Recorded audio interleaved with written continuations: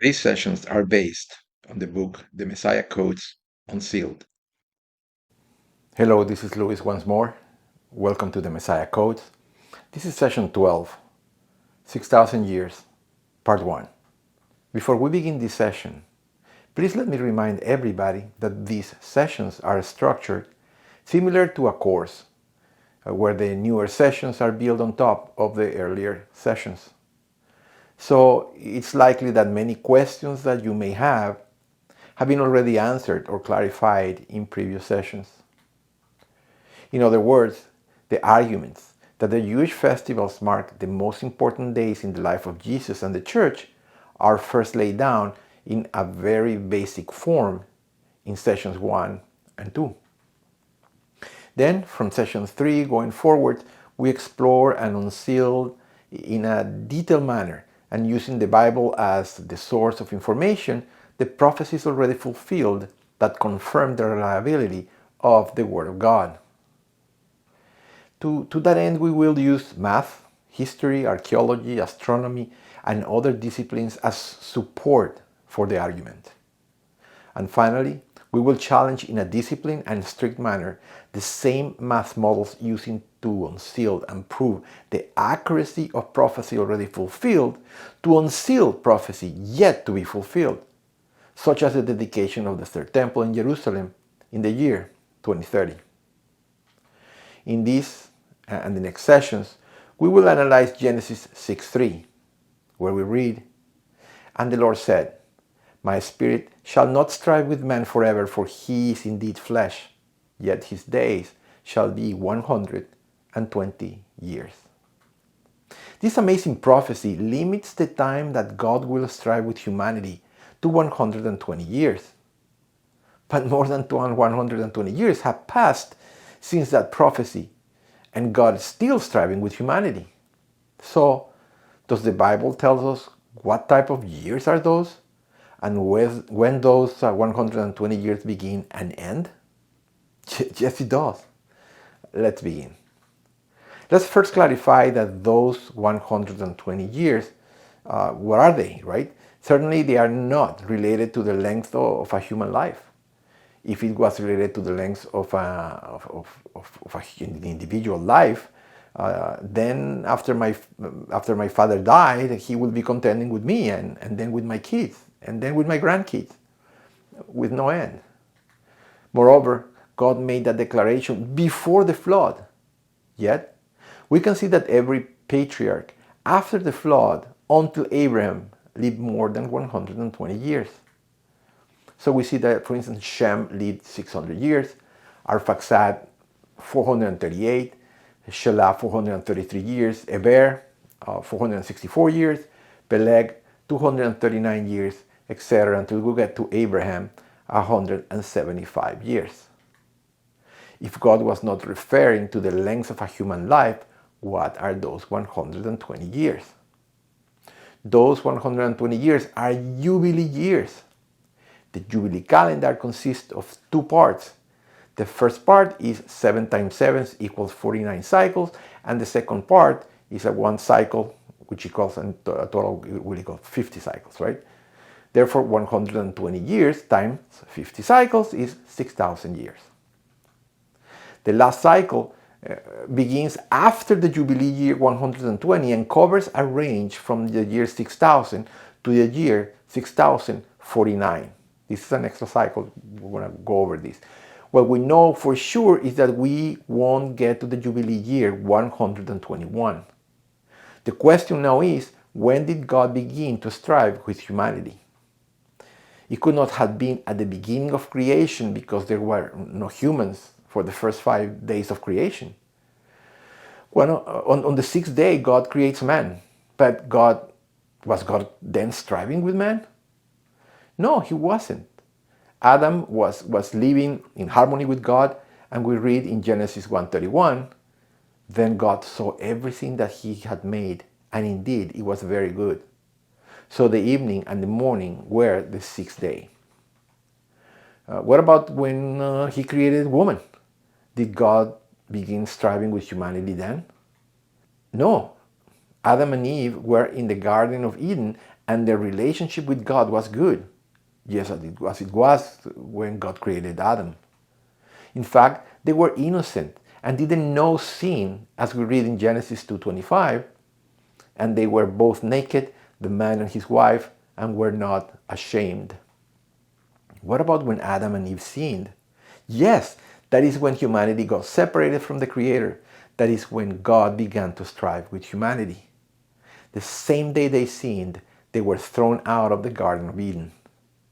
Let's call that day the first day of God's striving with humanity, or day 1 and month 1 of year 1. In the Jewish calendar, that is the first day of the month of Tishri of year 1. That is the day when the countdown began. Then we add the ages of the patriarchs when they had their sons, as written in the Bible. If we count the age of the patriarchs the way we count our birthdays today, the verse in Genesis 5:3, and Adam lived 130 years and begot a son, would have meant that Adam already had his 130th birthday, which marks the beginning of his 131st living year. Remember that the first year of anything is from day 1 to the anniversary number 1, right? And the second year begins with the first day after the anniversary number 1 and runs until anniversary number 2. And the second year begins on the anniversary number 1 and runs until anniversary number 2, or the day before, right? And so forth. That is why the year 1900 to 1999 was not the 19th century, but the 20th century. What I realized is that Adam had Seth in his 130th year, between his 129th and 130th birthday. Again, it's very similar to the instance, for instance, to the 20th year of Artaxerxes in Nehemiah 2:1, which actually means between the 19th and 20th anniversary of his reign. If we don't respect that rule, we get the wrong totals. When we apply that rule consistently, we get exactly 2,000 years from the fall to the birth of Abraham. That rule applies unless God explicitly says that the birth or event occurred after or on a date or event, right? Another issue that we must keep in mind is that the month of the birth is important. However, the Bible does not give us that information. The solution to this problem is found in an old statistics argument, the central limit theorem. The birth of the patriarchs could have occurred as likely in the first month of the year as in the last month. There are 18 births that fall under the group of those described as begotten on a given year in the life of the patriarch. According to the central limit theory, the normalized sum of the months will tend to look like a normal distribution, a bell curve. So it is reasonably to conclude that the more births are included in the data set, the more likely the average month falls in the middle of the year. Therefore, except when God tells us the month when an event occurs, we will use 6 months, 0.5 of a year, as the average for the birth. So if Adam begot Seth in his 130th year, we said that he was 129.5 years old.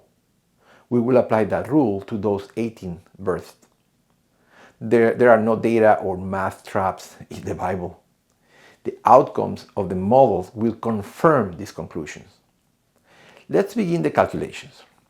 First, we must have the correct date for year 1 of the 120 Jubilees, the correct date in the Gregorian calendar, to have a complete and accurate model that matches the Hebrew and the Gregorian calendar. To that end, we must correct the error made by Dionysius Exiguus, who miscalculated the year of the birth of Jesus, an error that is still in our calendar. Dionysius calculated that Jesus was born on December of the year 753 after the foundation of Rome. But we know that Herod the Great died in the year 749, in other words, 4 years before. And we know that Herod was alive when Jesus was born. This takes Jesus' birth at least to the year 4 BC. We also know that after his birth, Jesus was circumcised on the 8th day, Luke 2:21, was presented at the temple on the 40th day, Luke 2:22 to 24, and then the Holy Family returned to Galilee, Luke 2:39. The Bible also tells us that they returned every year to Jerusalem to celebrate the Passover, Luke 2:41. We also know that the wise men visited Jesus at Bethlehem around the time of Passover. This obviously happened the next year, since, as the Bible described, on Jesus' first year, Jesus and his family had an uneventful return to Galilee after he was presented at the temple. So the wise men visited Jesus by the time of his first birthday, when, in his attempt to kill Jesus, Herod ordered the killing of all the male kids in Bethlehem, 2 years old or younger.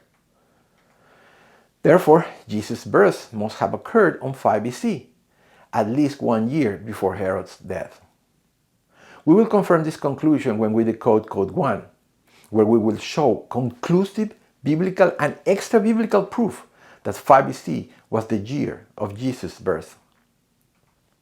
In these sessions, I am not going to go through the evolution of the calculations that show that the Father divided the 6,000 years from the fall to the dedication of the Third Temple into 3 segments of 2,000 years each, but we will go directly into the calculations.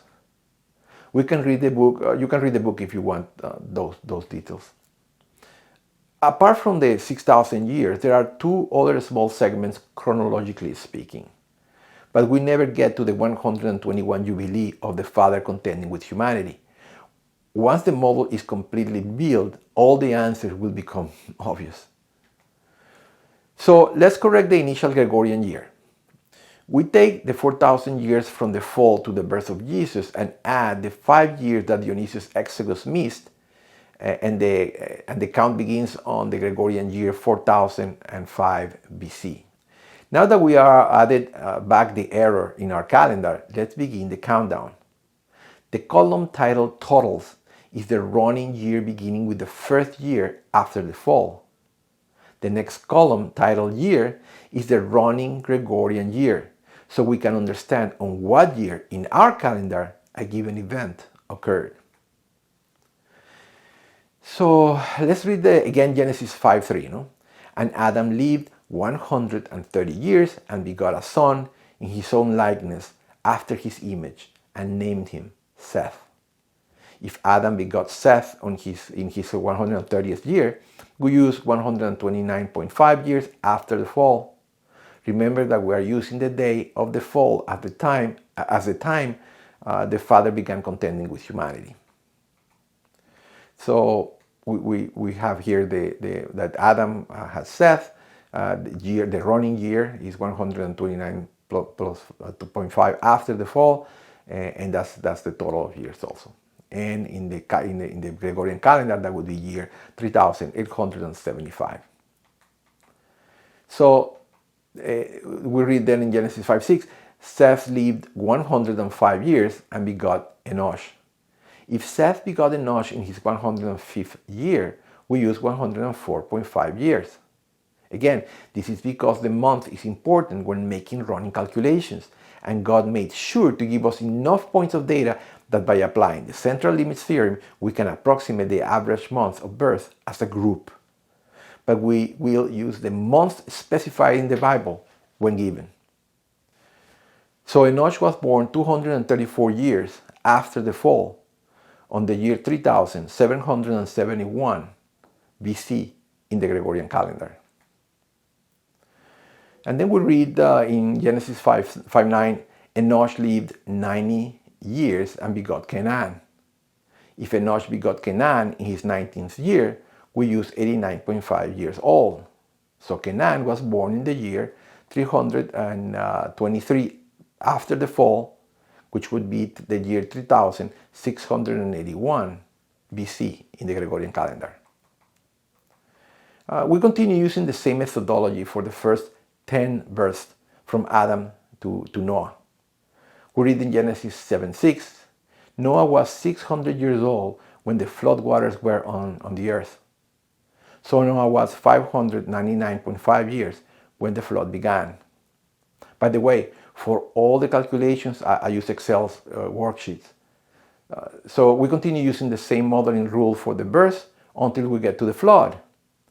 Because for the flood, God gives us the month and the day it began, which is the 17th day of the second month, and the births are approximations. So we must adjust the month of the birth on the worksheet so that the model reflects the specified mode of the event described in the Bible. The model is very sensitive to any change, as one small change will affect every other date after it. But the changes needed were few and small, and after adjusting to the event God identifies to the month and even to the day, everything works perfectly. So as per the model, the flood began 1,650 years after the fall in the year 2354 BC. Sorry that the model is not easy to see on a cell phone, but you can watch it on a larger screen and pause it to view the details. Well, then we read in Genesis 7:11, in the 600th year of Noah's life, in the second month, the 17th day of the month, on that day, all the fountains of the great deep were broken up. And it came to pass in the 601st year that the waters were dried up from the earth. And in the second month, on the 27th day of the month, the earth was dried. If the flood began on the 17th day of the second month of Noah's 600th year, and the earth was dried on the 27th day of the second month on Noah's 601st year, then from the beginning to the end of the flood, it was exactly 1 year and 10 days. A quick note aside about the flood. There has been arguments against the flood that there is not enough water on the earth to cause the earth to be flooded. And another argument is, even if there was enough water, where did the water go after the flood? We read in Genesis 7:11 and 12. In the 600th year of Noah's life, in the second month, the 17th day of the month, on that day, all the fountains of the great deep were broken up, and the windows of heaven were open, and the rain was on the earth 40 days and 40 nights. We observe two phenomena described on the text. All the fountains of the great deep were broken up. So water came from under the earth. And the windows of heaven were open, and the rain was on the earth for 40 days and 40 nights. So it also rained for 40 days and nights. Why do we focus on the rain and do not talk about the waters coming from the fountains of the great deep? When God made sure to put the waters coming from the fountains of the great deep first, and then added the rain as a secondary event? We read in the Brookhaven National Laboratory's webpage in an article published on June of 2014. So we read, this is the page in their website. It says, new evidence for oceans of water deep in the earth. Water bound in mantle rock alters our view of the earth's composition. Then we read a synopsis of the articles, right? It says, according to recent scientific discoveries, there is evidence of a massive ocean of water trapped deep within the Earth's mantle, approximately 400 miles below the surface, which is believed to contain a volume of water potentially several times larger than all the surface oceans combined. This water is stored within a mineral called ringwoodite, and is not a liquid ocean, but rather water molecules trapped within the rock structure, right? Then we read directly from Brookhaven's article, if just 1% of the weight of the mantle rock located in the transition zone is water, that would be equivalent to nearly 3 times the amount of water in our oceans, in all the oceans, the researchers said. So if we live in a simulation, in a creation, we don't know the mechanism the Creator, God, used to unleash those water molecules and bring those oceans of water to the surface, but it is certainly within the power and abilities of He who created the universe. However, we now know where the water from the great fountains of the deep came from and where they returned. That was a rabbit hole. But anyway, going back to the matter of the 120 Jubilees. We read in Genesis 11:10. This is the genealogy of Shem. Shem was 100 years old and begot Arphaxad 2 years after the flood. So God says explicitly that from the end of the flood to Arphaxad, there were 2 more years. If we add the year of the flood plus 2 years from the flood to Arphaxad, we get the following. So we see in the table that from the fall to the birth of Arphaxad, there were 1,653 years from the fall, and that would have been on the year 2351 BC in our Gregorian calendar. Then the next 7 births fall in the same category as the first 10. For instance, after Arphaxad, we read about the next birth in Genesis 11:12. Arphaxad lived 35 years and begot Salah. Guys, again, sorry that the table details are so small for a phone screen, but the tables and calculations are presented better and in more detail in the book in case you are interested to dive deeper into the calculations. So Terah was born 1,870 years after the fall in the year 2134 in BC in our Gregorian calendar.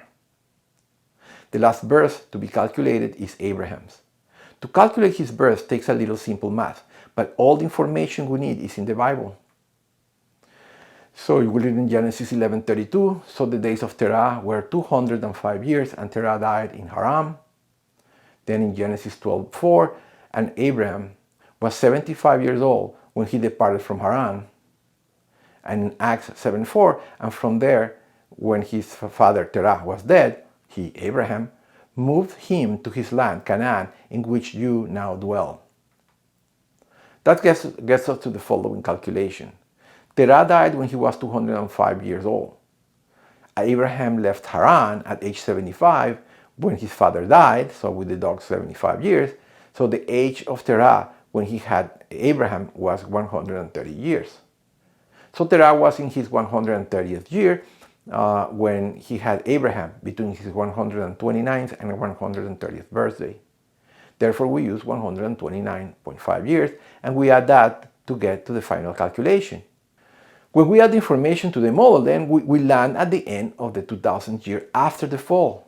So we get, again, 1,999 years between the fall and the birth of Abraham, which is the 2000th year after the fall.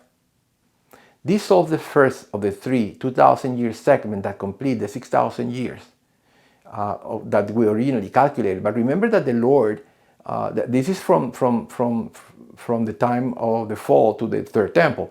But the Lord didn't say that he was going to not going to contend with men for 6,000 years. He said for 120 jubilees, right? So we know we're going to get to the 121 jubilee. And we'll see in the calculation that that's very exact. Once more, we see the precision of the Bible. In the next session, and satisfying the exact biblical requirements, we will analyze the second 2,000 years from the birth of Abraham to the birth of Jesus. See you in the next session.